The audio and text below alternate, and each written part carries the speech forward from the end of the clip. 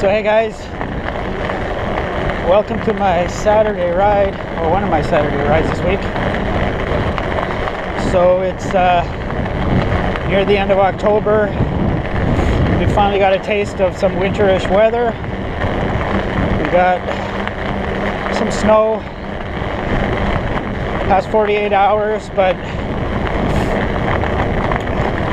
before that it was actually above average temperature-wise. Like last week, I actually wore shorts in the afternoon. I rode in shorts 3 times last week. So the ground is really warm. The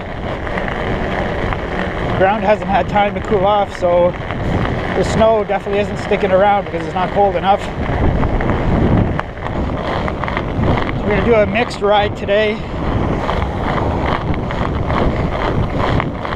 Some gravel road.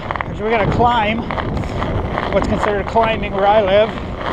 Climb to kind of a high point and then descend back down. That'll be a mix of pavement and gravel roads. And then I'll come down from that high point and then we'll go check out some trails.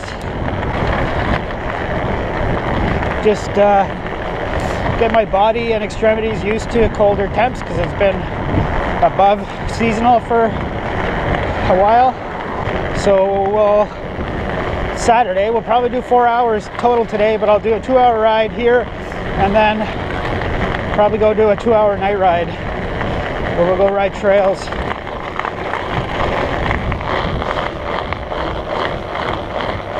So as you can hear, I'm running studded tires.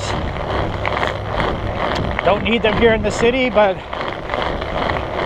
once we get out in the country, might actually need them. Because the area here, like we're right beside Lake Superior, and I've said before in videos that it's such a large body of water. It is a climate moderator. So in the summertime it keeps things cooler. In the wintertime it keeps things warmer because there's so much water. It takes a long time for it to heat up and a long time for it to cool down. So right now the lake is starting to having its moderating effect of keeping things warmer. So this snow initially started as rain, and then it got cold enough it turned to snow. But it's warmer around the lake, so everything's melted. Like as the crow flies, we're literally 2 kilometers from the shore of Lake Superior right now. But when you move away from Lake Superior, you actually start gaining a fair bit of elevation for the middle of Canada. Like this area is referred to as the hilliest part of Canada between the Laurentians in Quebec and the Rocky Mountains. So you do 2 things. You move away from Lake Superior and you gain elevation. So you just kind of have to get 10-15 kilometers outside of town. And this time of year usually they have way more snow, because if it was raining here initially, it was already snow up there, and the moderating effect is less, so the air temperature there should be colder. So where we're going, there might be more snow. There might be snow on the roads, so there could be ice. So we'll start doing a little bit of off-roading here to get us across town, so we don't have to ride on pavement as much with these studded tires. So these are actually wire bead studded Dillinger 4s. I also have a pair of Kevlar beaded studded Dillinger 5s that I've had for I think almost 3 years, and I got what I think is a good deal on these. So I got this pair of wire bead studded Dillinger 4s for less than what a single studded Kevlar beaded Dillinger 5 would cost. So I kind of bought these strictly for commuting since, well, not strictly, but mostly for commuting. Since I no longer have my Krampus, my Willier 29 Plus bike is too nice to submit to winter conditions, and the suspension fork is going to be destroyed in winter conditions. So it looks like I'll be doing primarily, once true winter conditions hit, the majority of my commuting on this bike. I mean, I have my Celsa Fargos, and yeah, I'll use them a little bit in winter when conditions are firm and hard packed, and I have actually 3 different studded tires that I can use on my Fargo.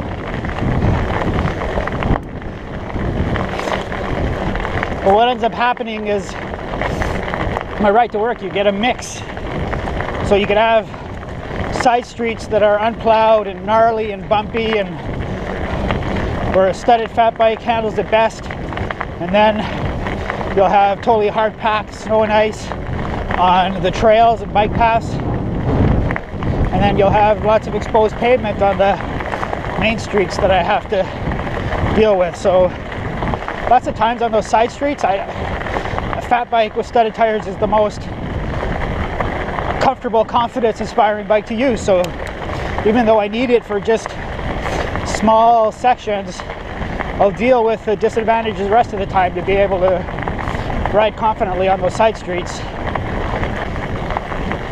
So these are Dillinger 4s, so essentially 4-inch mounted on a 100mm wide rim. I mean, the Moonlander and this rim, the 100mm clown shoe, was really designed for 4.8-inch tires. So it'll be interesting to see what this bike, what these tires are like on such a wide rim. Right now I got them pumped up really, really high pressure because they're going to be on roads a large percentage of the time. But once we do get to the actual trail system that we're going to do the last quarter-ish of this ride, I'll need to lower the tires to a off-road air pressure. Don't really need it here because these trails are smooth, but where we're going, we're going to definitely have to lower the tire pressure. So it'll be interesting to see how that low tire pressure works with 100mm rims, the 4-inch tire. So I'm impressed. I've seen 2 people with dogs, and they both had them on leashes. Usually it's like the Wild West in here. We're in the city, but people come in here and feel entitled that they don't have to have their dogs on leashes when there's signage pretty much every entrance that says you have to have your dog on a leash in here.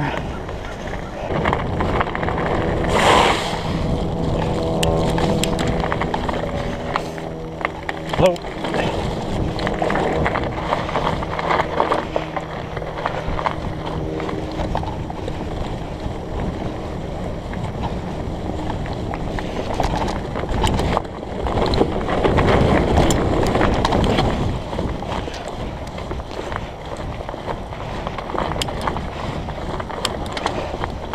This bike feels great out of the saddle, like the old school riding position on this, longer and more forwards. This bike feels great out of the saddle. My Willier feels not as good out of the saddle because it's the modern, slack, sitting upright further back. There's definitely good and bad to both.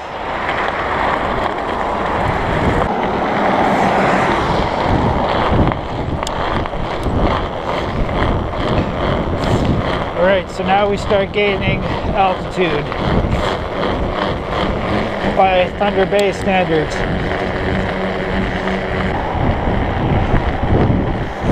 We got a north wind, but it's nothing compared to what we were dealing with the past few days. Yesterday it was 50km/h wind gusts, and the day before that like 70km/h wind gusts. So I'm running clipless pedals. Today I've got Louis Garneau. I think it's the LS100 insulated cycling shoe. It's like a lighter weight insulated shoe. It works down to, say, to wear the shoe on its own. I can use it down to, say, minus 10 Celsius for an hour with no covers. So it's not a hardcore winter shoe, but for my commute, even if it's like stupid cold, like minus 20, minus 30, which it is plenty of times on my ride to work, I can wear these with just some sort of shoe cover, and 45 minutes or so it takes me to get to work, my feet survive and I get the performance benefits of clipless. So this road's been just recently repaved. It's a super fun road on a road bike. It's a good challenging amount of uphill and it's fun to hammer it, and then on the way back it's super fast on the way back. But there was a section a couple K long where the pavement was just atrocious. So on the way down it was really annoying because you actually had to avoid shit. But now it's been resurfaced. Beautiful new pavement.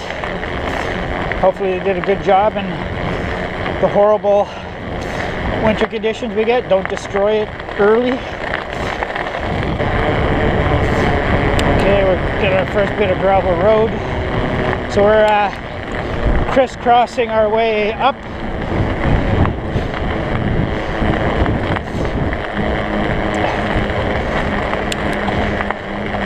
So it adds some extra distance. Like if we were to just keep following the road to the left, it's just all paved, but this way allows us to crisscross our way up and get some gravel roads on every criss and cross. Is that how it works?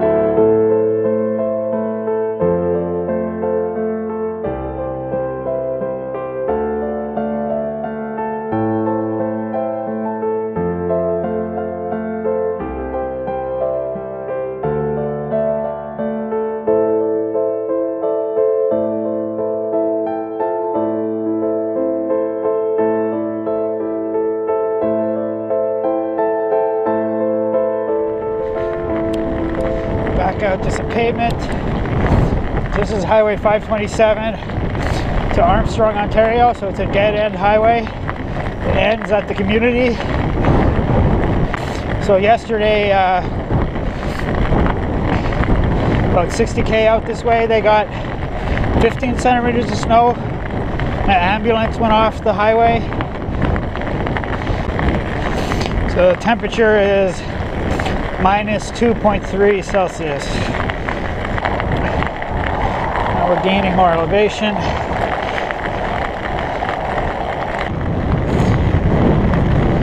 Alright, so we're a bit higher than that first gravel road.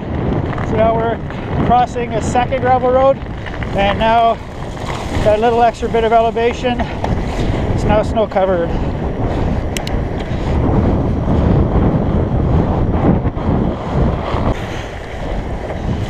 Keep an eye on this lens because it's going to get splashed with mud. Whoa.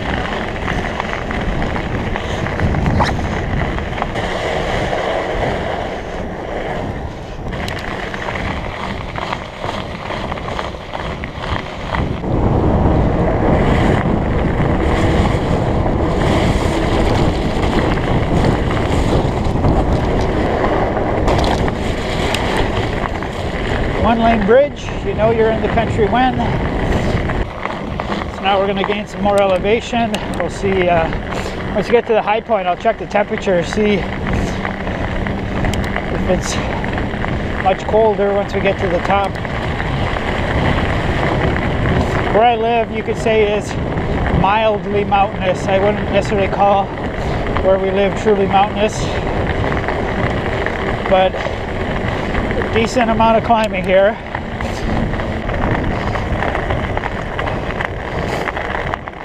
So now we're getting further out country, away from Lake Superior, so now we're even getting snow encroaching on the road, even there.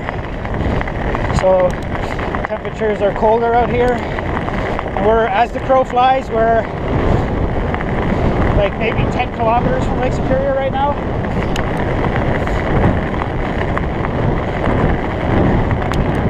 So it's the combination of just moving away that distance and the sudden gain of an elevation. The climate's different out here, only 10k away from Lake Superior. Okay, that little extra bit of elevation gain right there. Now look how much extra snow is on the road.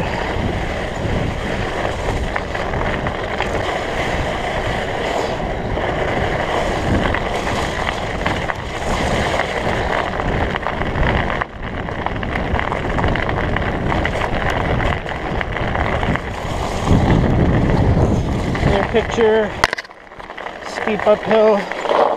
Hopefully nobody's coming up behind us.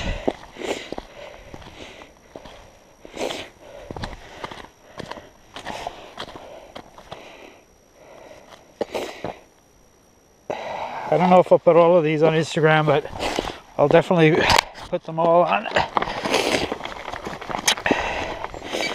the Strava for the ride, since you can just upload pictures. That's beautiful too. I wonder if the mic will stand up. Apparently it will.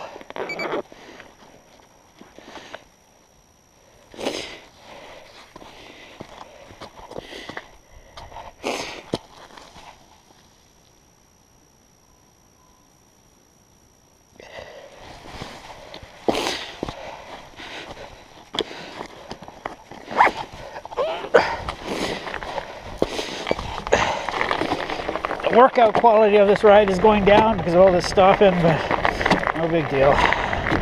You know what? It's end of October, and relax a little bit, have some fun, and start building for next season. Man,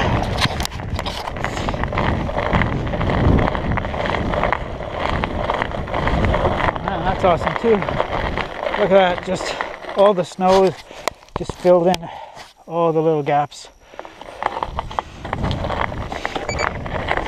This is another super steep paved section, one of the steepest paved sections in the area.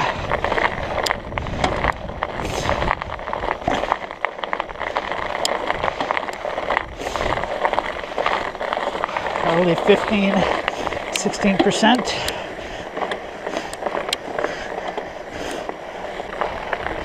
So the top of this is going to be, I think it'll be the high point of our ride today. Let's check the temperature.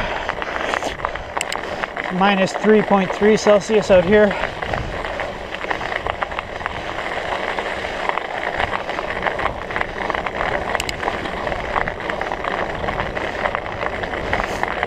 So you know what, we're not actually going to go off-roading on this ride because we're doing a second ride tonight.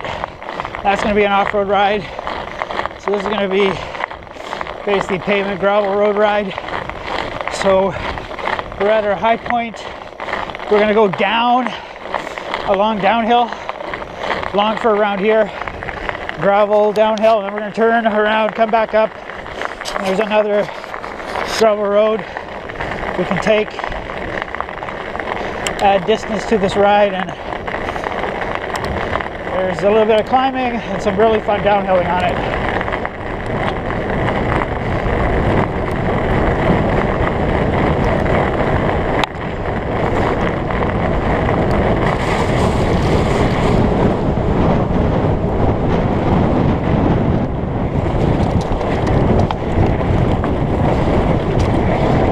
Whoa, so there was a scenario where, because we're running much tire pressure, like 20 something psi in these things, that it got sketchy there. Bike started squirming around because there's some really deep snow there that got partially packed down by car tire tracks. But then this bike cuts through it a little bit and starts squirming, which wouldn't have happened if we had lowered the tire pressure for snow, for actual flotation. Right now, our air pressure does not help with flotation. Our air pressure is about low rolling resistance on firm surfaces.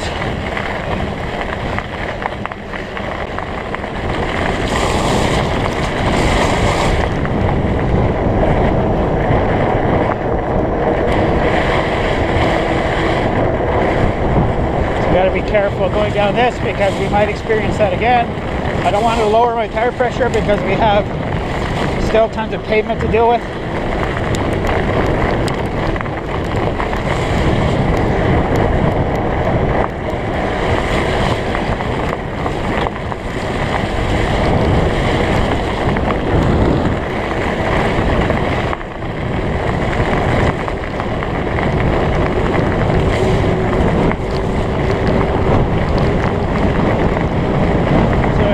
Running a single chain ring is a disadvantage. We're spun out.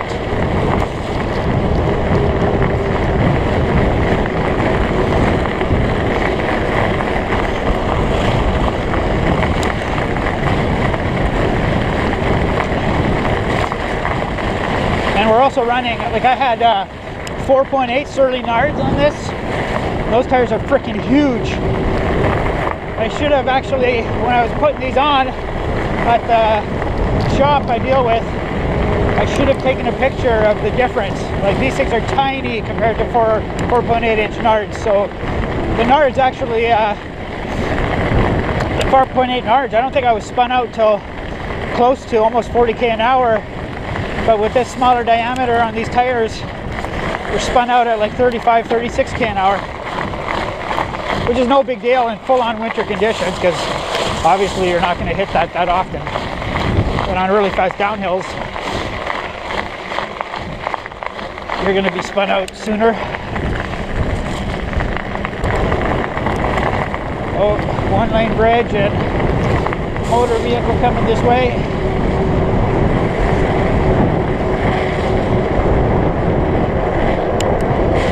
I got there first.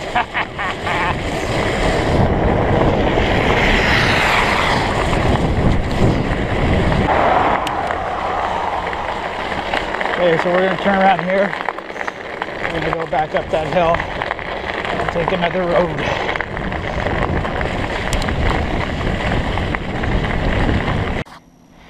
Okay, so first battery died.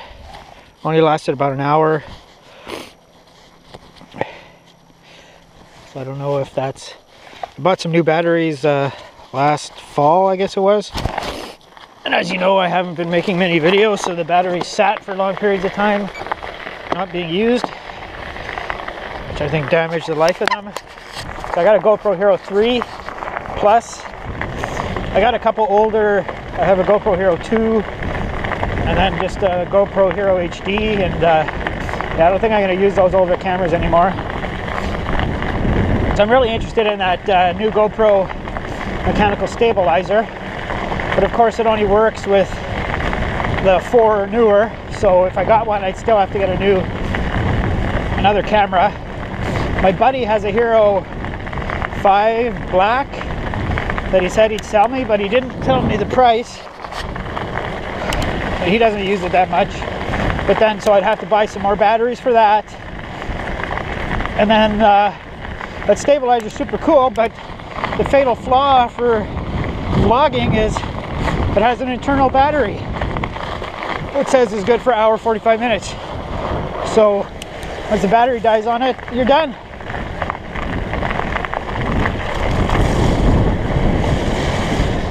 But I still might get one because it'd be good for doing like clips. I can do clips of our trails here. Mechanically stabilized clips. And I can still use it on shorter vlogs. Like the battery would die on this ride.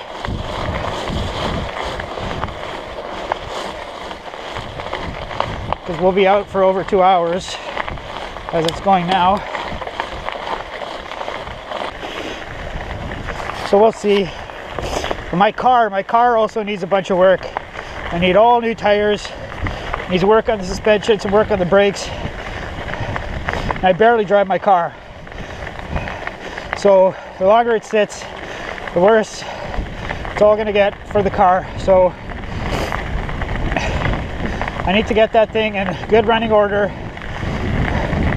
So the other thing I could do, used to do, I haven't done, didn't do last winter, is throw this bike in a car and drive 30 minutes to an hour out of town and do some awesome rides out on snowmobile trails, country snow-covered roads. There's some absolutely beautiful riding that can be done. There's another beautiful shot. Man, we're stopping a lot on this ride.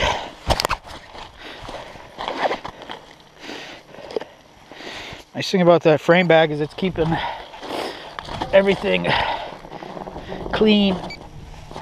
My water bottle is staying clean. My phone is staying clean.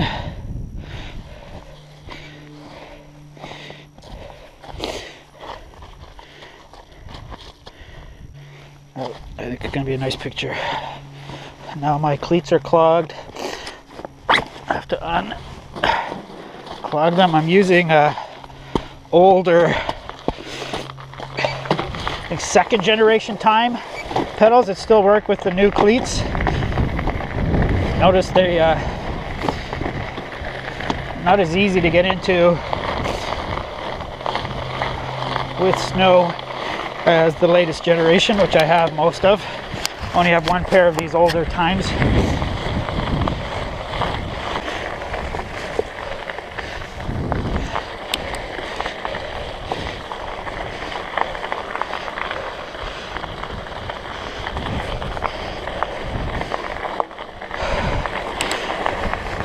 Take another picture there while we're riding.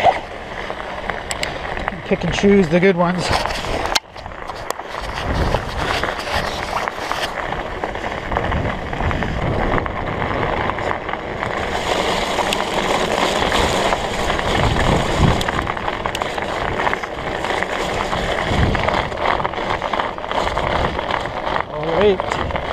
Now we're on North Branch Road. I think now we even go higher than our previous high point.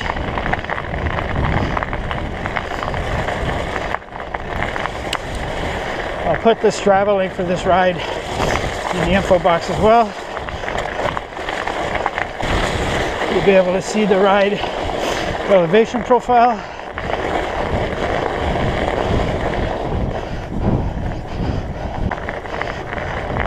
So this is definitely ice now that we're dealing with, so thank goodness we use extended tires. And these 4s should grip better than the 5s because it's a narrower tire, so it'll put more pressure on the studs than my Dillinger 5s. I'll save my 5s for major snow where emphasis is on flotation.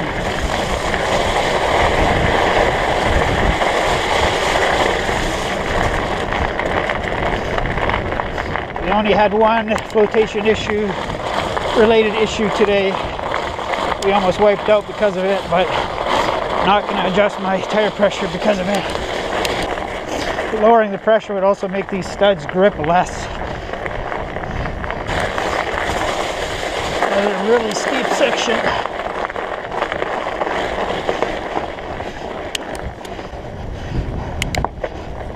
Now we're nearing the highest point, so now total winter wonderland up here.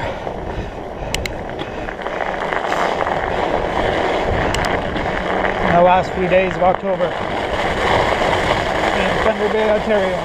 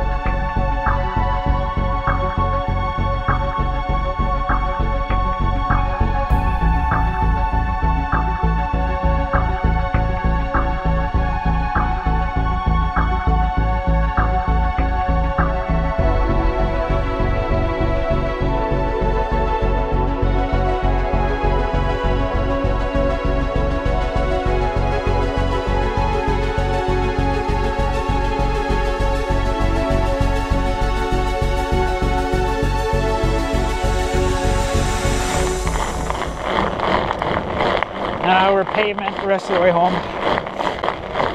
I'm actually starting to get cold. I've got basically a shell jacket on, and I have like a heavier weight, mid to heavyweight long underwear top on, and over top of that I have a lightweight polypropylene top, and then over that I have a shell. What's the temperature now? Temperature's minus 4.5, so it's the coldest it's been on the ride. Try and get a picture of that.